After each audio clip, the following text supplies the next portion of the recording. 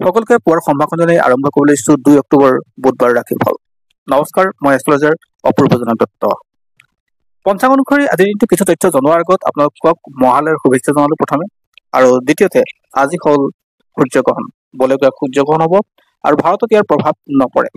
ভাৰতীয় সময় অনুসৰি ৰাতি 9:13 পৰা হ'ব আৰু পিছদিনা অৰ্থাৎ 3 তাৰিখলৈ ৰাতি 3:17 হ'ব।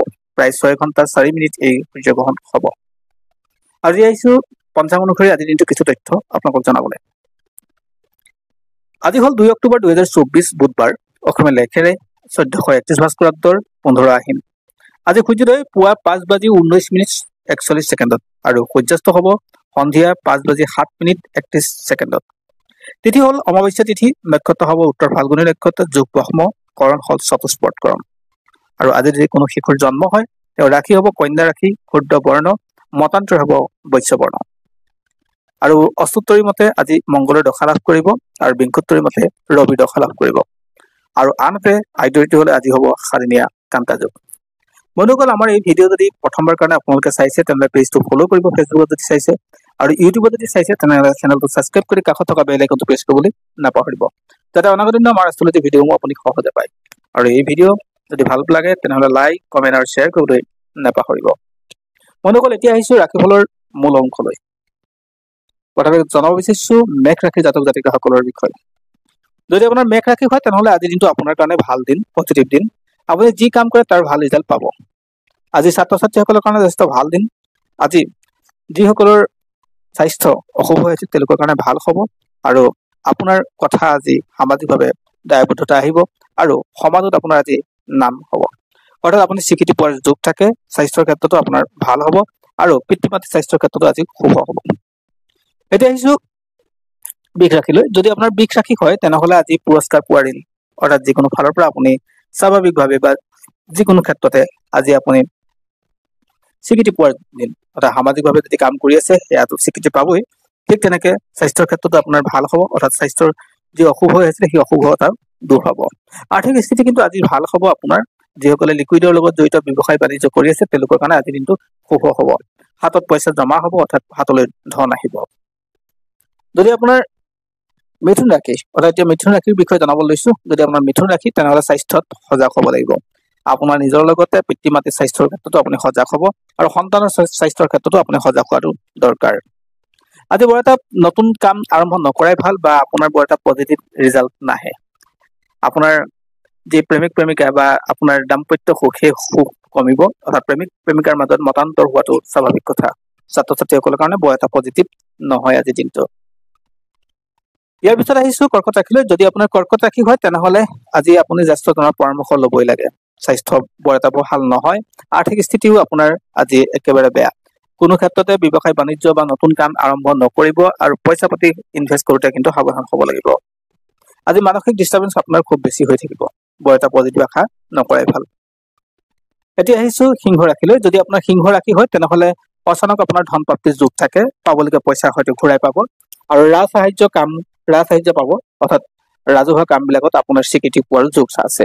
লিখা পঢ়াত ব্যস্ত অৰ্থাৎ ষ্টুডেণ্টসকলৰ কাৰণে আজি দিনটো শুভ যোগ। আৰু আপুনি এলাহ কৰিলে নহ'ব। এলাহ কৰিলে আপোনাৰ সকলো ক্ষেত্ৰতে আপোনাৰ লোকচান হোৱাৰ যোগ থাকে আৰু মনত ভক্তিভাৱে যিকোনো কাম আগবাঢ়িলে আজি দিনটো শুভ হ'ব।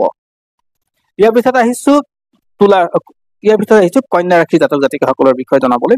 যদি আপোনাৰ কন্যা ৰাশি হয় তেনেহ'লে আজি দিনটো আপোনাৰ কাৰণে যথেষ্ট ভাল দিন। আজি আপুনি ন্যায় পাব, অৰ্থাৎ যিকোনো ক্ষেত্ৰতে আপুনি যি ন্যায় সংক্ৰান্তত গোচৰো ৰুজু কৰি থৈছে বা আপুনি ন্যায় অৰ্থাৎ আপুনি কোৰ্ট কাছাৰীত যদি কামো কৰিছে তেনেহ'লে আজি দিনটো আপোনাৰ কাৰণে পজিটিভ দিন। আজি আপুনি কোৱা কথাখিনি আপোনাৰ যিকোনো ক্ষেত্ৰতে সকলোৱে মানিবলৈ যত্ন কৰিব, অৰ্থাৎ আপুনি কোৱা কথা কোৱাৰ আজি গুৰুত্ব আছে। আজি ছাত্ৰ ছাত্ৰীসকলৰ কাৰণে ভাল দিন। আপোনাৰ সামাজিক ব্যস্ততা থাকিব আৰু সাহিত্য সেৱা যিসকলে কৰি আছে বা সাহিত্য চৰ্চা কৰি আছে তেওঁলোকৰ কাৰণে আজি দিনটো ভাল দিন। আজি আপোনাৰ নতুন প্ৰেৰণা লাভ কৰাৰ যোগ আছে, অৰ্থাৎ জ্যেষ্ঠজনৰ পৰামৰ্শই আপুনি নতুন কাম আৰম্ভ কৰিব পাৰে। ইয়াৰ পিছত আহিছো তুলা ৰাশিলৈ। আপোনাৰ যদি তুলা ৰাশি তেনেহ'লে মানসিক ডিষ্টাৰ্বেঞ্চ থাকিব। আপোনাৰ স্বাস্থ্য বৰ এটা পজিটিভ নাথাকে। আপোনাৰ মূৰৰ বিষ আহিব পাৰে আৰু হাতত টকা পইচা খৰচৰ পৰিমাণটো আজি বেছি হ'ব আৰু আপোনাৰ দৈনিক কামৰ ব্যস্ততা আজি বাঢ়িব। স্বাস্থ্যৰ ক্ষেত্ৰত বৰ এটা পজিটিভ দেখা নাপালো। আজি আপুনি পিতৃ মাতৃৰ স্বাস্থ্যৰ ক্ষেত্ৰতো আপুনি ধ্যান দিব লাগিব। ইয়াৰ পিছত আহিছো আমি বৃশ্চিক ৰাশিলৈ। যদি আপোনাৰ বৃশ্চিক ৰাশি হয় তেনেহ'লে আজি দিনটো আপোনাৰ সম্পদ লাভৰ কাৰণে ভাল দিন। আজি যিকোনো প্ৰকাৰে আপুনি যিকোনো স্থানতে সম্পদ ক্ৰয় কৰিব পৰাকৈ যোগ থাকে আৰু আপুনি ক্ৰয় কৰা আজি ক্ৰয় কৰা সম্পদ আপোনাৰ কাৰণে পজিটিভ হ'ব। অৰ্থাৎ আজি আপোনাৰ আৰ্থিক স্থিতিটো ভাল হ'ব আৰু ব্যৱসায় বাণিজ্য আপোনাৰ কাৰণে ভাল হ'ব। পাবলগীয়া পইচা ঘূৰাই পোৱাৰো যোগ আছে। মনৰ নতুন আশা লৈ আপুনি যিকোনো কাম আৰম্ভ কৰিব আৰু আজি কৰা কাম আপোনাৰ কাৰণে দীৰ্ঘস্থায়ী হ'ব। পুৰণি বন্ধুৰ আগমন হ'ব আপোনাৰ আজিৰ দিনটোত, গতিকে আজি আপোনাৰ বন্ধুত্ব সুলভ দেখা গৈছে। ইয়াৰ পিছত আহিছো আমি ধনু ৰাশিলৈ। যদি আপোনাৰ ধনু ৰাশি হয় তেনেহলে কিছু অপেক্ষা কৰাৰ দৰকাৰ কামত, আৰু আপুনি যি কাম কৰে অপেক্ষাৰত হ'ব আজি, অৰ্থাৎ ৰিজাল্ট আপুনি অলপ দেৰিকৈ পাব, কিন্তু ভাল ৰিজাল্ট হ'ব। আজি স্বাস্থ্যৰ ক্ষেত্ৰতো আপোনাৰ ক্ষেত্ৰত ভাল দেখা গৈছে, পিতৃ মাতৃৰ স্বাস্থ্যৰো ভাল দেখা গৈছে। আৰু আপোনাৰ ঘৰুৱা দাম্পত্য সুখ, সেই সুখ আপোনাৰ আজি বৃদ্ধি হ'ব। অৰ্থাৎ আপোনালোকৰ যি মতবিৰোধ আছিলে সেই মতবিৰোধ আজি দূৰ হ'ব। ইফালে প্ৰেমিক প্ৰেমিকাসকলৰ ক্ষেত্ৰতো ভাল হ'ব। আনহাতে যদি আপোনাৰ বিবাহৰ উপযুক্ত হৈছে তেনেহলে আজি দিনটো বিবাহৰ প্ৰস্তাৱ অহাৰো যোগ থাকে। ইয়াৰ পিছত ক'বলৈ বিচাৰিছো মকৰ ৰাশি। যদি আপোনাৰ মকৰ ৰাশি হয় তেনেহলে আজি দিনটো আপোনাৰ ভ্ৰমণ প্ৰিয় হ'ব। অৰ্থাৎ আপুনি ভ্ৰমণ কৰি যদি ভাল পায় তেনেহলে আপুনি বিভিন্ন ঠাই ঘূৰিবলৈ পাব। আজি স্বাস্থ্যৰ ক্ষেত্ৰত ঠিক থাকিব, অৰ্থাৎ টকা পইচা অলপ কিছু খৰচ হ'ব। উন্নত চিন্তা ভাৱনাৰ জৰিয়তে আপুনি সামাজিকভাৱে আজি স্বীকৃতি পোৱাৰ দিন থাকে। মনৰ আশা পূৰণ হ'ব আজি আপোনাৰ কাৰণে পজিটিভ দিন। স্বাস্থ্যৰ ক্ষেত্ৰত কিন্তু অলপ সজাগ হ'ব লাগিব। ইয়াৰ পিছতে আহিছো কুম্ভ ৰাশিলৈ। যদি আপোনাৰ কুম্ভ ৰাশি হয় তেনেহলে এলাহ ত্যাগ কৰিব লাগিব, আৰু এলাহ ত্যাগ কৰিলেহে আপোনাৰ জীৱন চাকচেছ হ'ব। আজি বৰ পজিটিভ আশা নকৰিব, নতুন কাম আপুনি আৰম্ভ নকৰিব। অৰ্থাৎ সামাজিক ব্যস্ততা থাকিলেও স্বীকৃতি পোৱাৰ পৰা আপোনাৰ দূৰত থাকিব, অৰ্থাৎ স্বীকৃতি আপোনাৰ পোৱাৰ সম্ভাৱনা কম। আজি প্ৰতিভা বিকাশৰ দিন। আপোনাৰ নিজৰ প্ৰতিভা বিকাশৰ ক্ষেত্ৰত আপুনি যিকোনো কাম কৰিলে, আপোনাৰ ভাল লগা কাম কৰিলে আজি আপোনাৰ কাৰণে পজিটিভ হ'ব। শ্ৰদ্ধা ভক্তিৰে যিকোনো কাম কৰিব আপোনাৰ কাৰণে পজিটিভ হ'ব। আজি আপোনাৰ শৰীৰৰ ক্ষেত্ৰত আপুনি অলপ সাৱধান হ'ব লাগিব। পিতৃ মাতৃ শৰীৰৰ ক্ষেত্ৰত আপুনি সাৱধান হ'ব।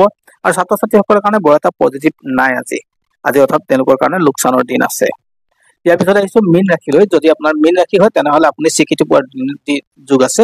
আজি আপোনাৰ আৰ্থিক স্থিতি ভাল হ'ব, আৰু ব্যৱসায় বাণিজ্য যি কৰি আছে সেয়াও আপোনাৰ গ্ৰথ হোৱাৰ যোগ থাকে। আজি আপোনাৰ কাৰণে পজিটিভ হ'ব। অৱশ্যে খেতিয়কসকলৰ কাৰণে আজি দিনটো নতুন আশাৰ বতৰা বুলি ক'ব পাৰি, তেওঁলোকৰ কাৰণে নতুন হ'ব, অৰ্থাৎ নতুন দিন ভাল দিন হ'ব।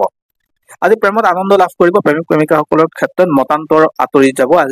আজি আপোনালোকৰ কাৰণে পজিটিভ হ'ব, আৰু আপুনি যদি নতুন কাম আৰম্ভ কৰিম বুলি ভাবিছে তেনেহলে আজি দিনটো কৰিব পাৰে। আপোনাৰ কাৰণে এইখিনি সময় যথেষ্ট শুভ হ'ব। ধন্যবাদ আপোনালোক সকলোকে। এয়াই আছিল আজি দিনটোৰ ৰাশিফল। যিসকলে ৰাশি শুভ বুলি ক'লো তেওঁলোকে নতুন কাম আৰম্ভ কৰিব। যিসকলে ৰাশি শুভ বুলি কোৱা নাই তেওঁলোকে নতুন কাম আৰম্ভ নকৰাই ভাল। ধন্যবাদ। পুনৰ লগ পাম আন এক ভিডিঅ'ত।